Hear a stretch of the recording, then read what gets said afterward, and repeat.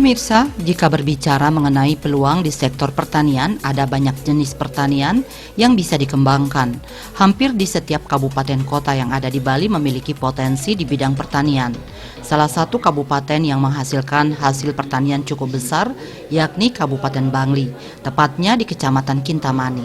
Terdapat beragam jenis pertanian yang dikembangkan, mulai dari buah-buahan hingga sayur mayur. Salah satu desa di Kintamani yang menjadi penghasil pertanian cukup besar yakni Desa Pinggan. Pemirsa, agrobisnis kali ini akan membahas pertanian bawang merah yang dikembangkan oleh generasi muda lulusan Fakultas Ekonomi dan Bisnis.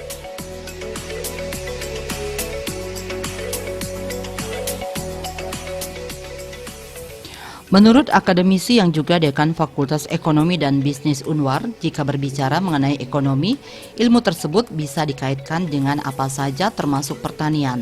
Strategi dalam memanfaatkan peluang melalui lingkungan merupakan peluang yang sangat tepat. Sebagai generasi muda, perannya dalam melestarikan pertanian sangatlah diharapkan. Dengan ilmu ekonomi yang dimiliki, peluang pertanian akan mampu memberikan nilai tambah yang lebih. Baik, berbicara Fakultas Ekonomi, ya, kita tidak saja mencetak sarjana-sarjana yang hanya berpikir dalam sisi bisnis, tentang perbankan, ya, tentang perdagangan. Ya, ternyata apa yang kita lakukan ya, sesuai dengan visi misi kita, ya, tentang lingkungan, ya, tentang ekowisata. Ya. Ada salah seorang yang baru kita lihat ya, yang ternyata juga ditemui oleh pihak media, ya, terutama Bali TV. Ada salah seorang mahasiswi kami yang sukses dalam bidang pertanian, yang tadinya belajar tentang ekonomi, ya ternyata mereka juga bisa bagaimana memanfaatkan lingkungan. Kebetulan berada di lingkungan daerah Bangli, ya, daerah pegunungan, itu sangat luas dan sangat memungkinkan untuk pengembangan sektor pertanian. Tidak hanya menjual saja, kan, tetapi bagaimana bertani yang baik, bertani yang sukses. Ini salah satu contohnya. Jadi kami merasa bangga bahwa kami berhasil mengarahkan dan merubah mindset mahasiswa. Belajar di ekonomi tidak harus menjadi pedagang, kan, tetapi juga pelaku langsung di lapangan sebagai petani yang bisa memberikan arahan kepada teman-temannya, kepada lingkungannya, bahwa modal utama kita adalah lingkungan yang kita miliki, yang bisa kita kembangkan menjadi sumber pendapatan dan sumber kesejahteraan untuk keberlangsungan hidup kita. Jika dikaitkan ilmu ekonomi dengan pertanian, seberapa erat sih kaitannya, Pak? Nah, berbicara tentang ilmu ekonomi dan ekonomi pertanian, itu sebenarnya ilmu pertanian itu sebenarnya sangat erat. Ya, seperti yang saya katakan tadi, kalau kita berbicara untuk ekonomi, kan seolah-olah kalau kita punya uang baru kita bisa berusaha. Akan tetapi kalau orang yang punya mindset entrepreneur, kewirausahaan, ya, ini bagaimana caranya kita memanfaatkan lingkungan kita, potensi yang ada di lingkungan kita, tanpa kita harus megang uang, ini bisa menghasilkan uang gitu. Seorang generasi muda yang fokus mengembangkan pertanian yakni Inyoman Parmiati asal Desa Pinggan, Kintamani, Bangli. Usai lulus kuliah, ia kembali ke desa dan fokus mengembangkan pertanian. Pemirsa, ada pun jenis tanaman yang ia kembangkan yakni ada 4 jenis, kol, cabai, tomat, dan saat ini bawang merah. Alasan mengembangkan keempat jenis pertanian tersebut yakni karena keempat jenis pertanian tersebut sangat dibutuhkan oleh semua kalangan masyarakat. Alasan berikutnya yakni dari segi harga termasuk jenis pertanian yang bernilai cukup tinggi. Total luas lahan yang ia kembangkan mencapai 1 hektar lebih. Sebagai generasi muda, ada banyak tantangan yang dilalui ketika awal mula mengembangkan sektor pertanian, mulai dari memahami tanah, tanaman, serta cara perawatannya. Awal mula terjun jadi petani itu dari tamat wisuda ya. Dari tamat wisuda kan udah tak lihat pertama kan peluang kerja. Peluang kerja dulu kalau biasanya kalau orang-orang muda wisuda zaman sekarang itu kan pikirannya S1 masa sih ya jadi petani kan gitu, mending kerja di perbankan atau di mana. Nah kalau saya latar belakangnya itu awalnya yang pertama kembali ke hobi ya Kak ya. Dari awal emang saya dari kecil tuh emang suka di pertanian. Baru wisuda terus iseng-iseng kan sama bapak minjem lahan terus dikasih dan juga modal plus modalnya langsung setelah itu sampai sekarang langsung jalan jadi petani. Udah menjalaninya 4 tahun lebih. Ya kurang lebih. Saat memulai jadi petani ini sulit nggak? Sangat sulit karena kan kalau dibilang kalau usaha, yang namanya usaha mau membangun usaha kan pasti sulit ya, ada kendalanya. Kalau saya di petani juga sangat-sangat sulit pokoknya untuk belajar dari menanam, menguasai obat-obatan itu dari awal saya emang kayak nggak tahu apa gitu. Tapi akhirnya bisa. Akhirnya sampai sekarang itu udah belajar dari teknologi canggih juga, dari Google juga, dari nanya-nanya di tetangga juga, dari belajar di lapangan sendiri. Ya. Akhirnya dilalui dengan diimbangi dengan kerja keras juga, Mbok. Kalau petani kan kita nggak bisa main di teori, harus di fisik juga. Tapi tidak ada kendala yang memang bikin menyerah gitu, nggak ada ya? Kalau kendala bikin menyerah, kalau yang saya alami itu pernah ya di harga mungkin ya. Kadang kan gitu kita udah nanam, udah bagus, kadang harga anjlok kan. Kalau kita bilang di harga kan udah modal ya, biaya kita udah habis. Kadang kalau di sana kita emang nggak punya mindset tinggi, mungkin kita nyerah. Kita balik lagi ke kota begini gitu. Ya. Kayak gitu. Bisa diceritakan apa sih jenis tanaman yang Mia pilih dan kenapa memilih jenis itu?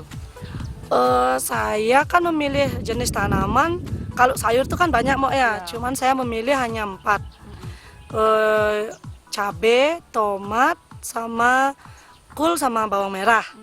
Kenapa saya memilih 4 itu? Ya yang pertama kan harga. Harga cabai sama tomat itu hampir tidak terlalu minim lah kadang kalau murahnya itu gitu. Dan selain itu juga kalau di sekitaran desa saya, kalau sayur itu cuma itu aja. Nah, yang dominan yang paling diminati masyarakat ditanam itu 4 itu. Nah, dari keempat itu cara pengolahannya, pemeliharaannya berbeda atau sama? Pasti berbeda, setiap sayur, setiap tanaman itu berbeda.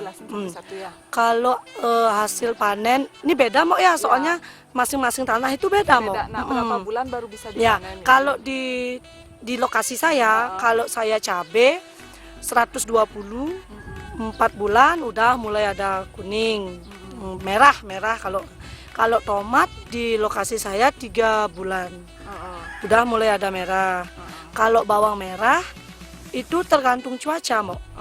Kalau lain soalnya kalau bawang merah itu kan berumbi, kalau kalau cabai sama tomat itu kan berbuah. Kalau nggak mendukung cuacanya? Ya kalau di bawang tergantung cuaca sama umur bibit.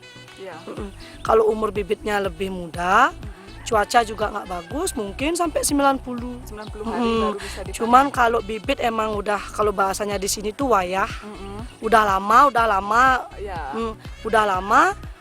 dia udah lama diem, terus ditanam, kan cepet mentik dia.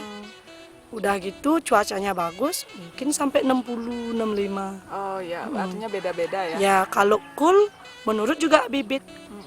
Kisaran berapa? Kisaran kalau misalkan bibit si A, kulnya binihnya ini mungkin sampai 2 bulan. Baru bisa dipanen, baru bisa kita jual. Kalau misalkan bibit si B, nama bibitnya ini gitu, ada 90. Itu tergantung juga air. Air. Ya soalnya kul dia tergantung sama air. Keempat tanaman itu butuh air yang tinggi. Mempengaruhi. Kalau dibilang butuh air yang tinggi sih tidak. Air sama sinar harus seimbang lah. Seimbang. Ya. Nah kemudian untuk pupuk yang dipakai pupuk apa biasanya? Pupuk kandang. Iya. Ada dari awal kita medeng itu kalau biasanya kalau saya mau ya kalau petani lain kan Beda lagi, ya ya. kan seperti yang saya bilang petani itu banyak dia pada porsi-porsi orang yang mau nanam itu beda-beda teori tapi tetap hasilnya kita juga sama membuat tanaman biar bagus muncul tanaman biar nggak keriting itu sama semua tujuan kita sama semua cuman caranya sama teorinya itu beda. Nah kalau yang saya sendiri pertama itu saya pakai pupuk non organik itu pupuk kandang. Biasanya saya pakai pupuk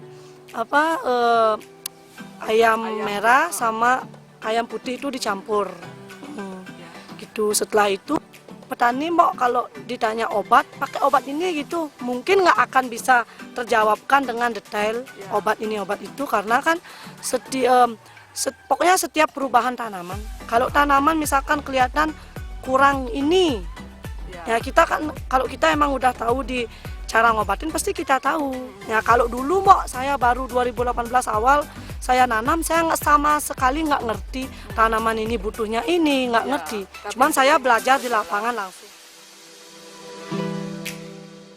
Berbicara mengenai pertanian, seperti biasa harus dirawat dengan baik. Perawatannya adalah rutin diberikan pupuk dan juga disiram dengan air. Penyiraman biasa dilakukan sesuai dengan kebutuhan tanaman dan keadaan tanah. Penyiraman harus dilakukan secara merata dan tepat sasaran. Pemirsa, untuk bawang merah memiliki masa panen sekitar usia 60 hari hingga 90 hari tergantung kondisi yang salah satunya berkaitan dengan cuaca. Perawatan yang juga dilakukan yakni membersihkan tanaman dari gulma yang tumbuh di sekitar tanaman. Maka dari itu, petani harus rutin ke kebun yang sedang dikembangkan. Pemirsa, jika berbicara mengenai pemasaran, petani sudah memiliki langganan dan tidak ada kendala berarti yang dialami. Arahnya kemana sejauh ini? Kalau sejauh ini saya pemasaran langsung sendiri pernah. Misalnya kayak gini loh Mbak, satu contoh, saya mau jual adalah pengalu di sini. Misalkan harganya agak di bawah pasaran gitu misalnya. Mungkin saya bawa langsung ke pasar atau enggak adalah channel gitu. Kalau tengkulak. Tapi kalau sejauh ini saya udah 4 tahun keseringan udah ada yang ngambil langsung. Oh sudah punya langganan? Udah punya langganan, adalah. Oh ya. Nah untuk total lahan yang Mia kembangkan berapa? Mungkin ada kurang lebih 1 hektar. 1 hektar lebih ya? Ya lebih. Nah, kalau untuk batangnya baru saya tahu ya. Berapa kira-kira? Untuk batang totalnya itu 23 ya, 23.000. 23.000 ya. Peluang pertanian ini sebenarnya gimana sih? Kalau menurut saya ya yang masih muda, peluang petani bagi saya itu tinggi. Yang saya alami sekarang. Kebutuhannya tinggi ya? Kebutuhan juga tinggi karena kan kalau yang namanya sayur itu kan udah makanan. Kita kan seluruh dunia kan kita manusia memerlukan makanan. Jadi kalau menurut saya peluang untuk penghasilan tinggi. Tergantung mindsetnya kita, tergantung caranya kita bekerja dan hasil kita juga kebutuhan kita mau pakai apa hasilnya itu kan kadang gini banyak orang kerja udah gede usahanya cuman nggak hasil apa-apa itu kan tergantung kita yang memanage mengelola uang kita. Nah kalau jenis tanaman itu bergantung musim nggak? Sangat ketergantungan musim. Contohnya maksudnya bawang cocoknya bulan ini. Kalau bawang, kalau tanaman apapun itu bulan musim apapun cocok ditanam. Ini sama kayak juga kayak manusia kan juga kayak gitu. Maksudnya nutrisi dari luar juga, dari dalam juga. Makanya kayak tanaman juga begitu, dia kan berakar. Kita nutrisi akar ya pupuk kandang dulu gitu. Ya maksudnya kalau dia udah tumbuh kan dia berdaun, kita juga tembak dari daun. Itu biar dia cocok. Maksudnya biar dia seimbang dari bawah juga, dari atas juga. Nah, kemudian sebagai generasi muda kan tidak asing dengan teknologi. Seberapa membantu sih keberadaan teknologi untuk pertanian? Misalnya nyari info. Oh, nyari info seberapa penting pas kita jual. Karena kan sekarang udah canggih banget, mau pasaran misalkan di Jawa, di Bali, di Indonesia gitu kan udah kelihatan harga cabai per tanggal segini itu. Artinya untuk mengintip peluang pasar. Ya, contoh seperti itu. Dan yang targetnya dan harapannya untuk menjadi petani, kemudian melihat peluang ke depan itu seperti apa sih di bidang pertanian? Targetnya Ya, melestarikan pertanian. melestarikan pertanian. Kalau target saya di pertanian untuk sekarang saya pengen memperbanyak nanam. Selain itu saya juga masih banyak sekali pengen mencoba belajar menanam tanaman yang lain juga. Berarti kan gini, mau yang namanya kita manusia apa sih yang nggak puas ya? Kita punya satu pengen dua. Kalau kita kembali ke materi kan pasti targetnya ya pengen punya uang banyak kan gitu. Nah, kalau untuk target ke petani yaitu saya pengen memperluas tanaman. Berarti kalau untuk tahun ini mungkin saya masih muda, masih minjem lah sama orang tua lahan. Mungkin targetnya saya atau menyewa atau ngontrak. Saya pengen memperbanyak tanaman atau mencoba tanaman lain. Pemirsa, terdapat banyak peluang yang ada di sekitar kita jika kita mampu memanfaatkannya dengan baik. Sekian Agrobisnis kali ini. Terima kasih atas perhatian Anda dan sampai jumpa.